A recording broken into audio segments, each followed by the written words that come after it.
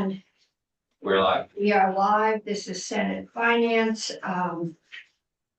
This is getting towards the end of the session and bills are bouncing around. So probably any agenda printed before the last 5 minutes is not correct.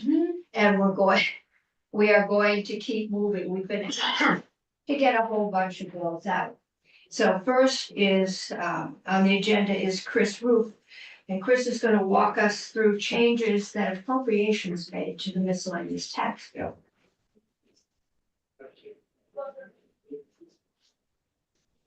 Good afternoon, Madam Chair, members of the committee. For the record, Chris Roop, Joint Fiscal.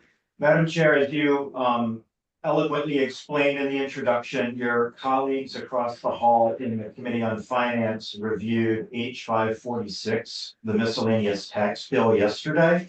They offered one amendment that is posted on the Finance Committee's website under today's date, I think under Kirby's name.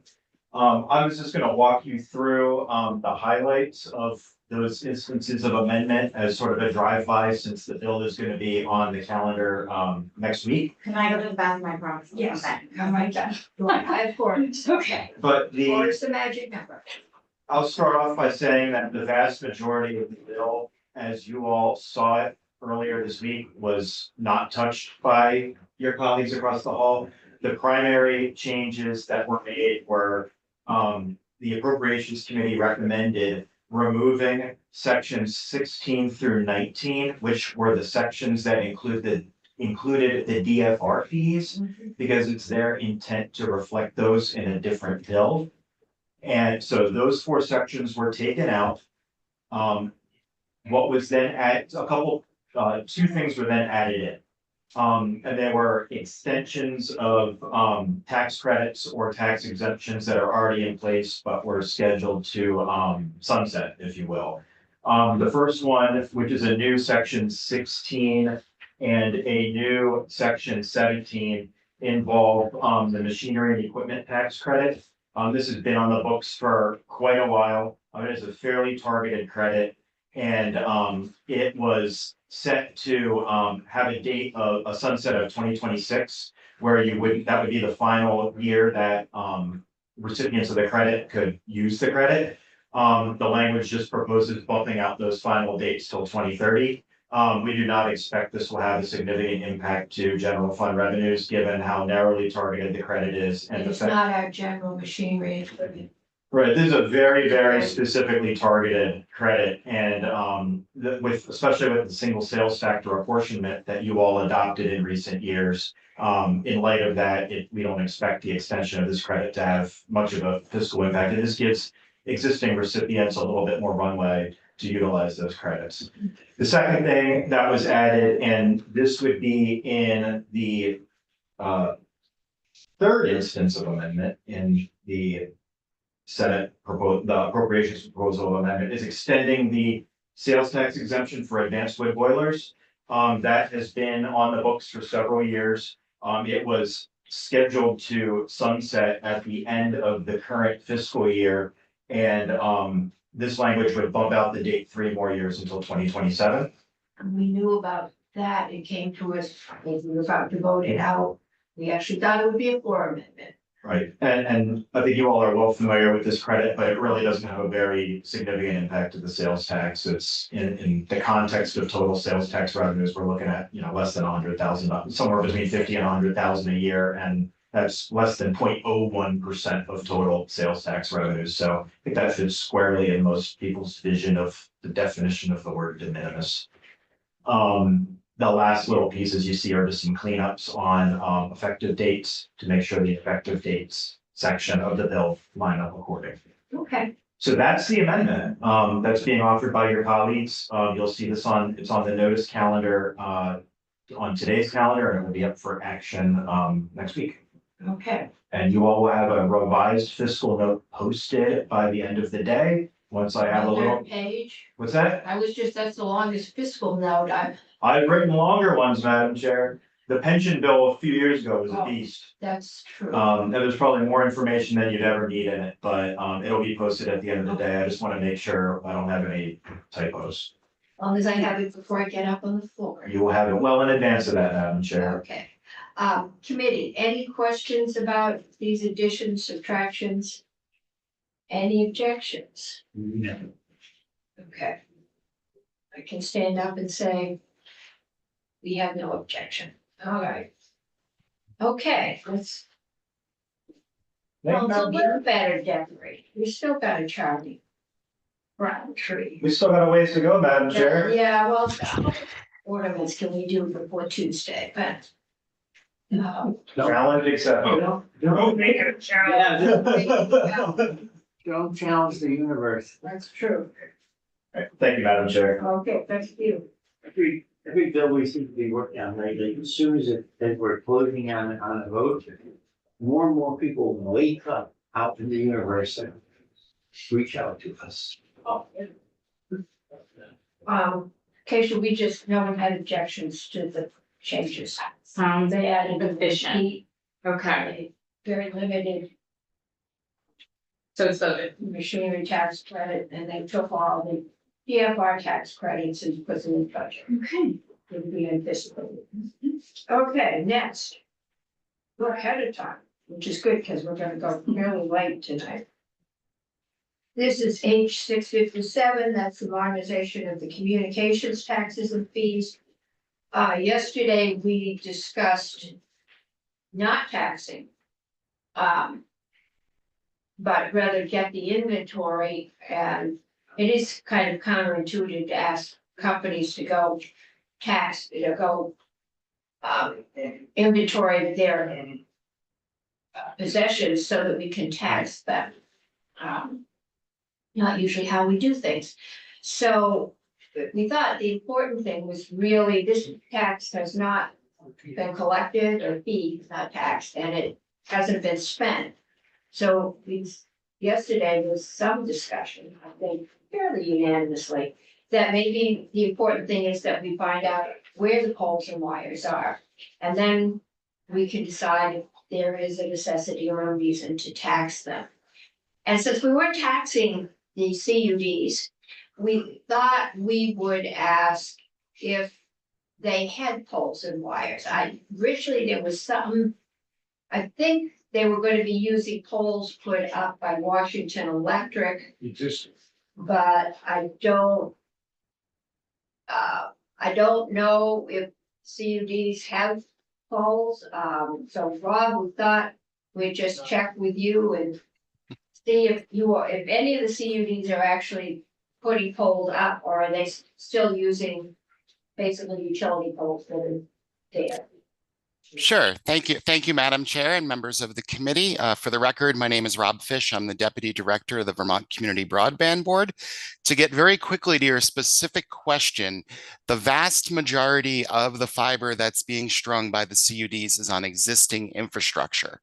There are some cases, very small, I don't have the numbers right now, where to make the network more efficient or more redundant, or just to go a different route that's more effective, that the CUDs would have some underground and possibly their own poles. But I would say that's probably like 2%, probably even less than that.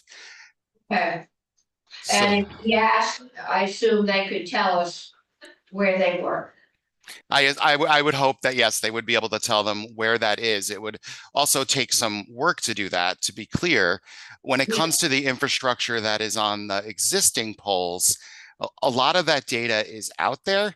It's held by the pole owners. Right.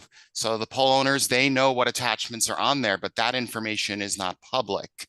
Like a potential path forward to finding out what's on there would require the pole owners to release that data, and then VCGI or another GIS entity to map that with the right of way.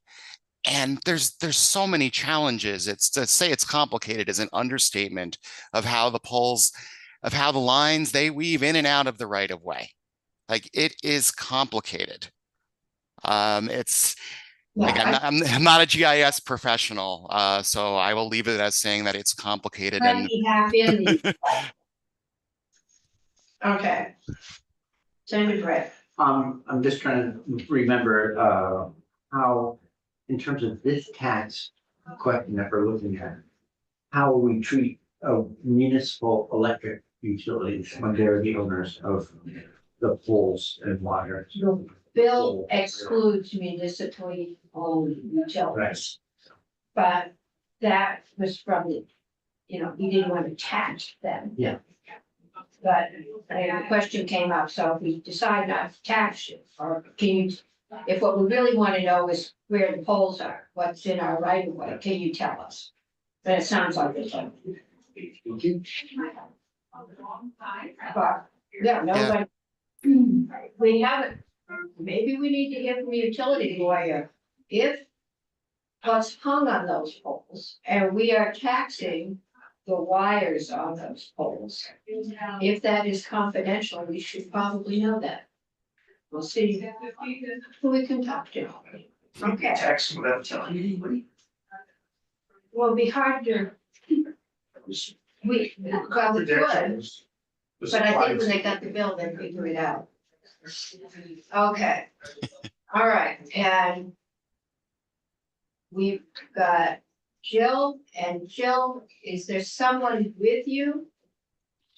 Yes, Jill Remick from the Department of Taxes, Division of Property Valuation and Review, and I'm joined by our senior appraiser, Cy Bailey, who is on. I understand you folks wanted a little bit more clarity about net book value versus fair market value. Right.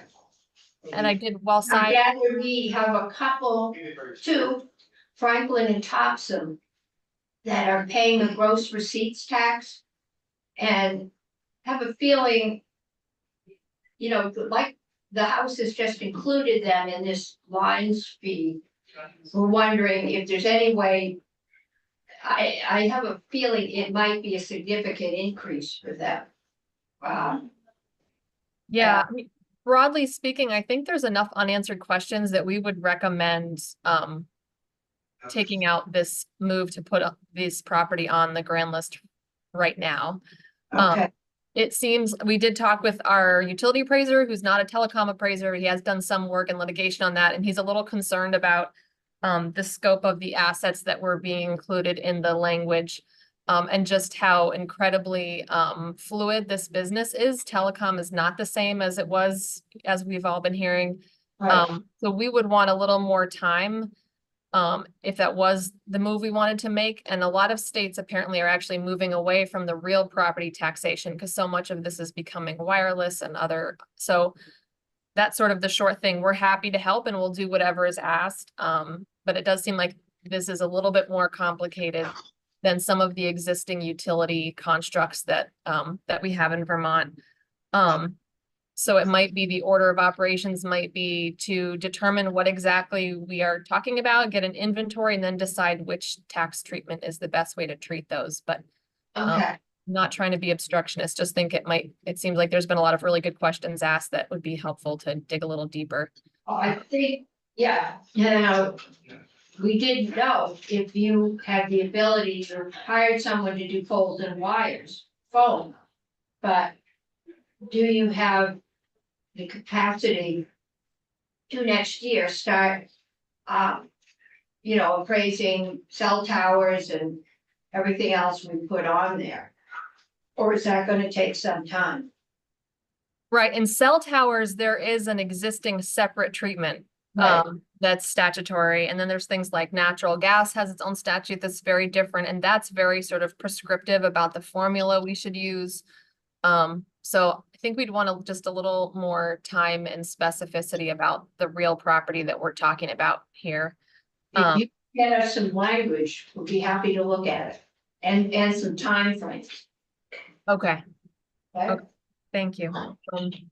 And then if Cy is on, I'm sure he'd be happy to sort of articulate that first question you folks had about net book and fair market, if you're interested. Yes, and I think that is, I think it's just starting to settle in that this could be a major change, so. Madam Chairman, and Senators, my name's Cy Bailey and I am with PVR. I can speak to book value as it relates to market value for electric utilities. We have no experience with telecoms, though. In the book value, analyzing the book value compared to market value is one of those metrics that the appraisers use to check to make sure that their values are reasonable. So in the case of a local electric utility selling to a larger company, you might see something like 1.3 times book value would be market value. But I don't know how that works with telecoms. You know, this is a very volatile and dynamic market, you know, as everybody's been telling us that it's changing dramatically, moving from local and long distance to, you know, internet and things of that sort. But that's the relationship for electric utilities, which I do know a little about. Okay, so you can do what we put in the miscellaneous tax bill. You've got an appraiser, hired, contracted, that can do poles, electric pole, telephone poles and wires, right? Or electric poles and wires. But when it comes to appraising the value of a cable line strung on those poles, fiber optics and all the rest, that expertise you don't have in-house. That is correct. Okay. And another piece that our utility appraiser mentioned is just, you know, utility is very regulated. It's much more predictable. They have revenue and expenses, and they're able to, you know, have a more anticipated cash flow and anticipate. Whereas telecom is very, you know, significantly in a state of flux right now. So even, you know, I think your witness yesterday mentioned that she has these sort of like barrels of wires that are now obsolete. So I just think we might want to pause this particular provision of removing the telephone personal property tax until we are able to get a little bit more detail about what we want to tax and where they are. Okay, Sorry.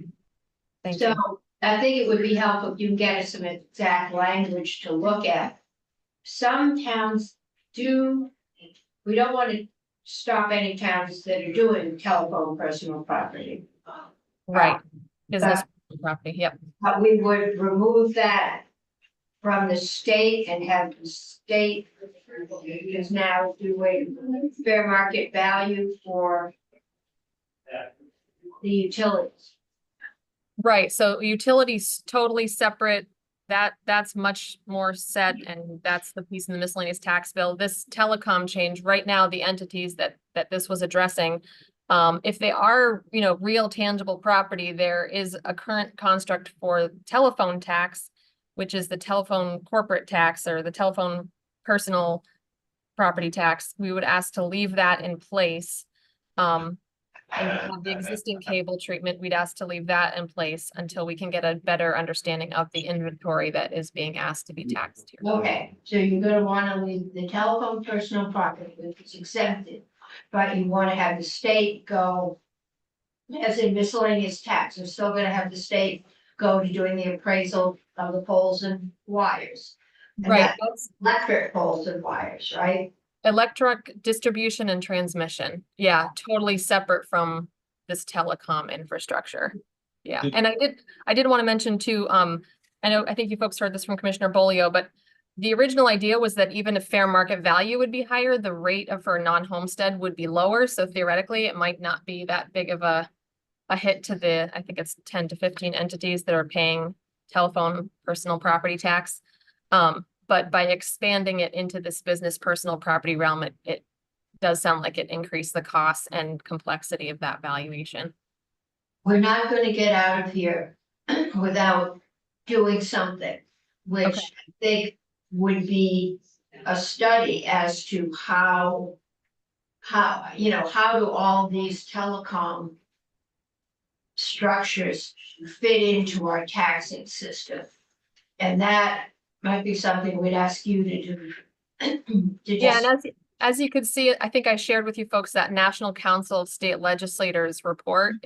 There's pretty even splits nationally about how states treat these and how they're adjusting them even since 2017. It's very in flux. So there is information out there. I would never suggest that Vermont reinvent the wheel. Quite the opposite. I think we should see what's happening nationally and get a better sense of what we think is the right tax treatment. committee questions, that right? Nope. Okay, Can I make a comment, Chair? yes. So what you were circling is why I think this topic has bubbled up and then been subdued and brushed aside is it's just not easy. And I actually really like what you just suggested, Chairwoman Cummings, that maybe this is just a study and we need to pull back from where we are, because I definitely don't want to reinvent the wheels. And if other states have figured this out, that seems like a better plan than to just push forward with tasking everybody to inventory equipment that is very difficult to inventory for all the reasons articulated. So for what it's worth, I would say I love the idea of putting the brakes on this. And the last thing I wanted to add to this, every time this has come up in Senate Transportation and hallway conversations, and also talking with Representative Sims, another option is we could just change the language on the books that keeps bringing attention to this, which is telling VTrans to start charging for it. So we could repeal that just so that we're consistent with statute, with the complexity, and then put in place a report to come back to see how other states do this. I'd support that because of the ambiguity. We can't even get JFO to tell us how much this would actually raise because it's just so unclear. So I think in this case, as much as I don't like reports, it seems like a better direction to go in. But I'll stop there. Thanks. I think it was Senator McDonald's suggestion yesterday that since we've never collected this fee, we don't know how much it'll be, it's never been spent, that it might be best to find out what is out there in the state right of way. And once we know that, then we can decide if there's a need to tax it. So I haven't heard any objections to that unless you're changing your mind. No. Okay. How do telecom facilities fit into our tax system today? And my answer is awkwardly, Mhm. and that's where we are. Telephones have been around for a long time. Yeah. Everything else is changing and expanding, and I'm sure AI is gonna be hanging out in some of those poles somewhere before long. And so we're gonna have to be able to be comprehensive enough so that we can keep adjusting as the system adjusts. Okay. All right, this bill is getting shorter. Thank you for your time. We'll stick around if you have any other questions. Okay. Any other questions from the committee? All right. So, we are way ahead. Which council was all booked early in the day. I know. So they're coming in when they can come in later, so. Okay, so Mr. Bott is with us. So we are way ahead, but if you're here, welcome to Senate Finance. And we just ask you to introduce yourself, say who you represent, and then the floor is yours. Thank you, Madam Chair and members of the committee. My name is Manish Bhatt, and I'm a senior policy analyst with the Tax Foundation, a nonpartisan and nonprofit tax research and policy organization.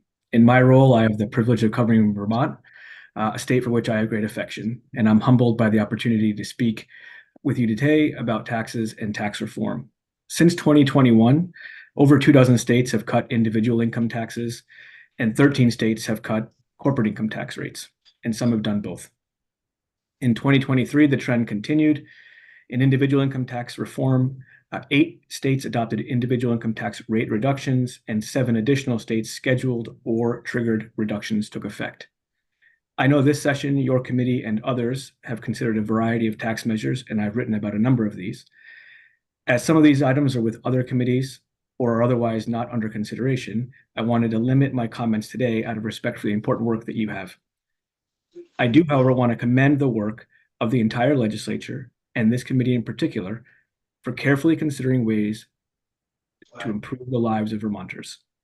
In thinking through the trade-offs associated with tax reform, I would welcome the opportunity to engage with you and your colleagues as a resource for future deliberations. Tax competitiveness is important, but this will not look the same in every state.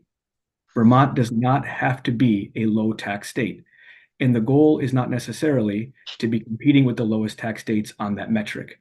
However, states should be regionally competitive and cognizant of the unintended consequences of tax reform proposals. If I can be a resource at any time, please know that I stand ready, willing, and able. Thank you very much for this opportunity to speak with you today, and I'm happy to take your questions. Okay, well, I thought that you had some comments on some of the tax proposals that have been put forth by the House. I know they've got an income tax bracket, an additional bracket. I was here when we decided not to do that bracket and removed it for the competitive reasons you said. But there's also some corporate tax proposals, and if you have anything to share on those, would be helpful. Yes, Madam. Yes, Madam Chair. Thank you. I do have, I've written on those proposals specifically, but to share here, relative to the corporate rate, should the corporate rate be increased to the rate I think that was proposed, it would have made it the highest rate in the country. And at a time when states around the country are competing for workers and competing for investment, increasing that rate is not a competitive, nor is it a pro-growth move. On the individual income tax front, adding an additional bracket, as you mentioned, in my view, is not a competitive policy. There has been a proposal as well to impose certain taxes on high income earners, which I fear could either drive high income wage earners out of the state or disincentivize high income earners into the state. There was some testimony that was provided, I believe, to the House Ways and Means Committee, which suggested that, and this is going back to 2022, but that 1.1% of Vermont returns showed a federal adjusted gross income of $500,000 or more. So a relatively small number of returns.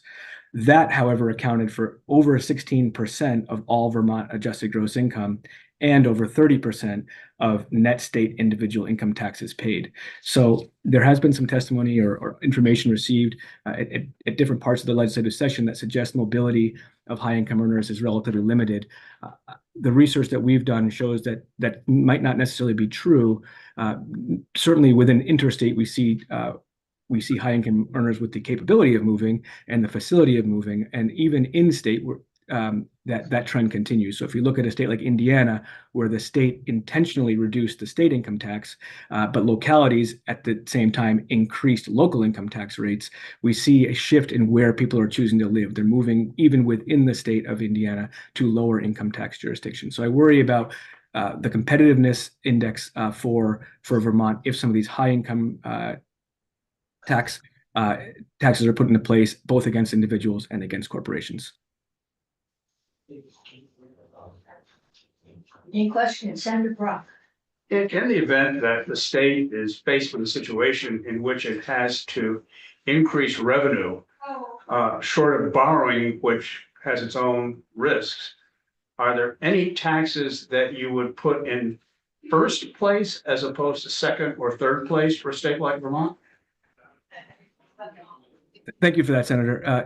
That's a difficult question without having all the revenue numbers in front of me. But I will say that general principles of tax policy suggest that if a tax is transparent, if it's neutral, if it's stable, those are generally good taxes.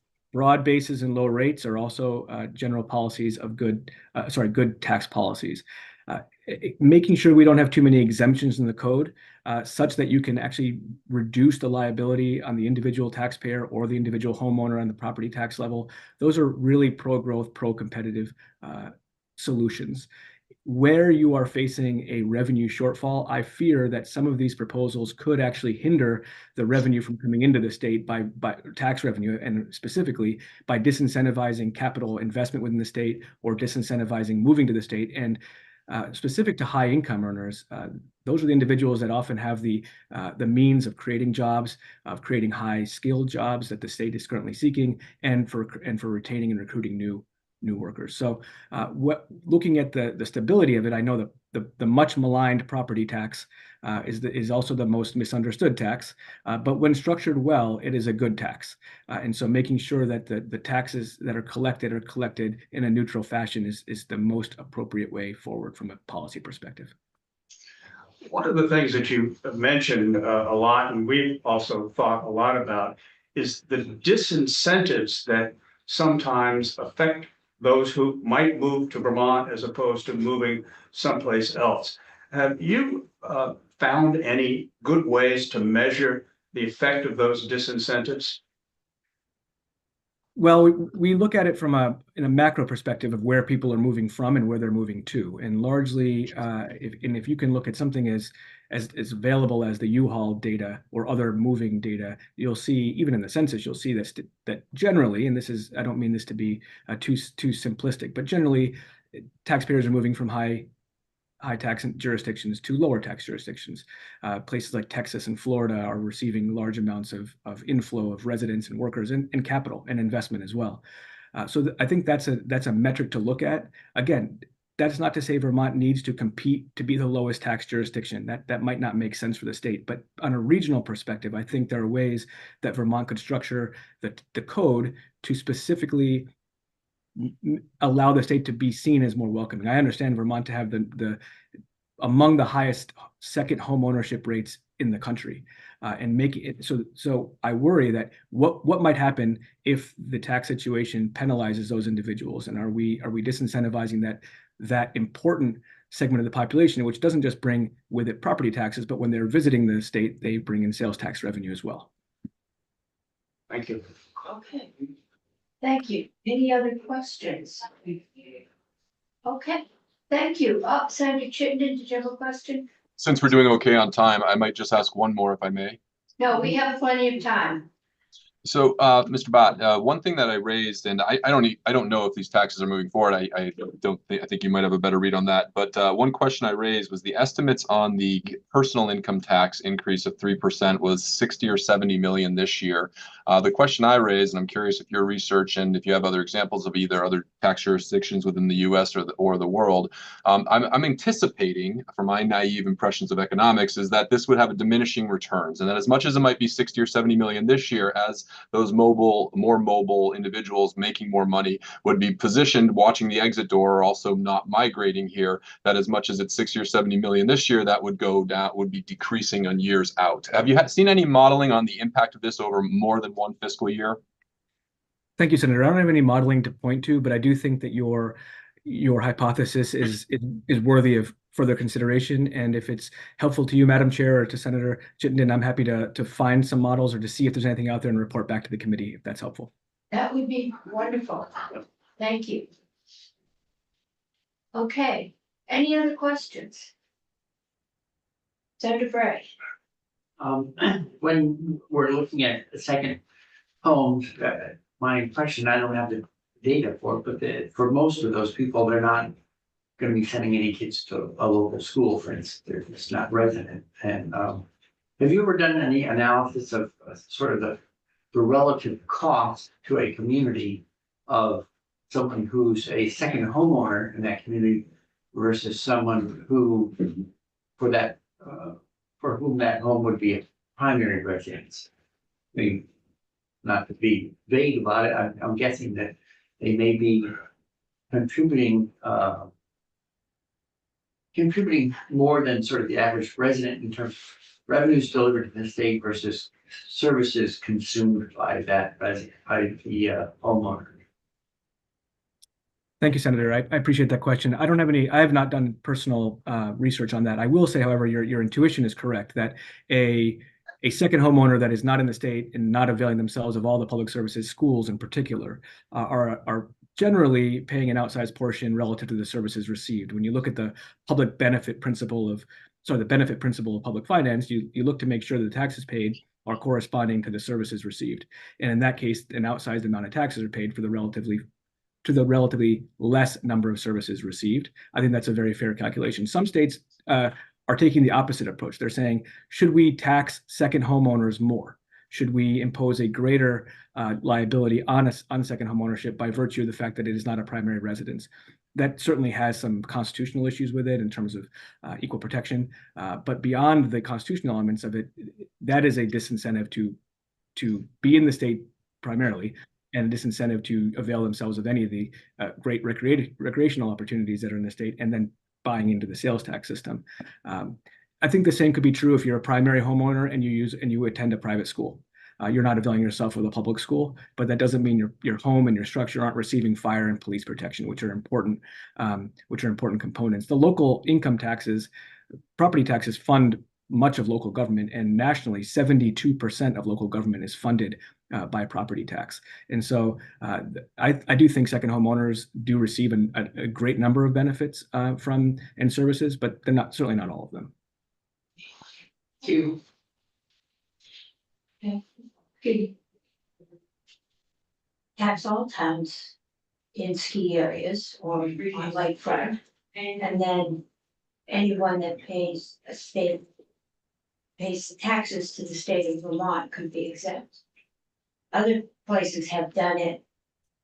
I know Cape Cod is proximity to the water, whether it's, Colorado is very specific yeah, indicators by county as well for who owns the property and where they live.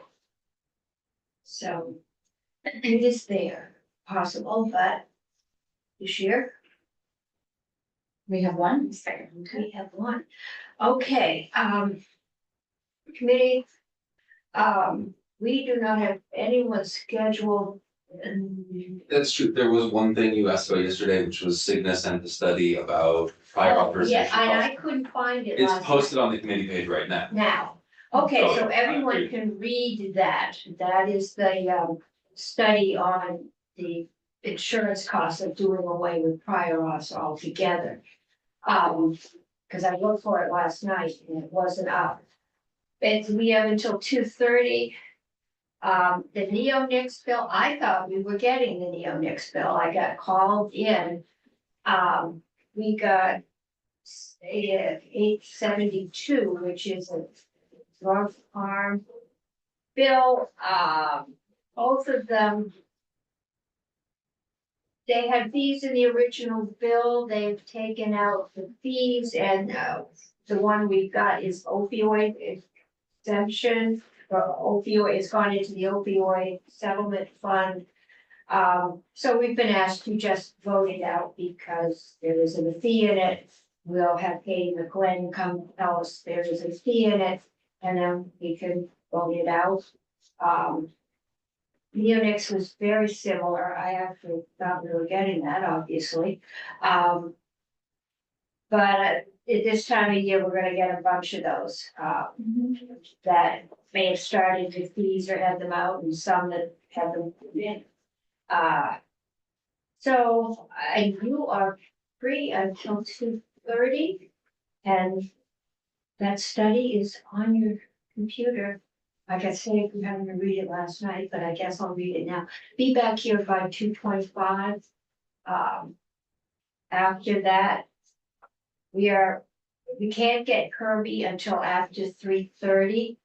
But I would like to look at the tax sections of 687, which we do have possession of. And if possible, just looking at those tax sections, if we can, because it's got, I think it needs to go to a probes. I know it's got other places to go. We could consider voting that out on Tuesday next week, or we could look at Wednesday. We'll see what everyone thinks once they've heard it. So we're coming back and do those two things.